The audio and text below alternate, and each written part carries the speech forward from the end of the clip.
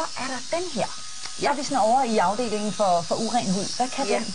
Jamen, den kan faktisk mange ting. Nu du siger uren hud, den kan nemlig også stramme huden op. Den har lidt forskellige programmer, man tænder den her, og så er der sådan forskellige i displayet, hvor mange minutter og hvad for et program man vil køre.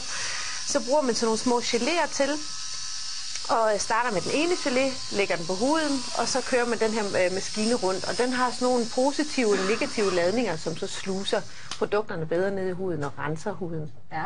Og jeg vil sige, man skal bruge den, jeg vil sige 3 gange, så synes jeg, man begynder at se nogle resultater. Okay. Hvor man sådan kan se, hvis man nu lige har en periode, hvor huden måske ikke har det så godt, så er den her super god, synes jeg. Og hvad koster den? Den koster knap 2800, så den er lidt dyr. Den er lidt og så er der også geléerne, som så også koster omkring de 400 kroner per pakke. Så det er ikke billigt, men effektivt.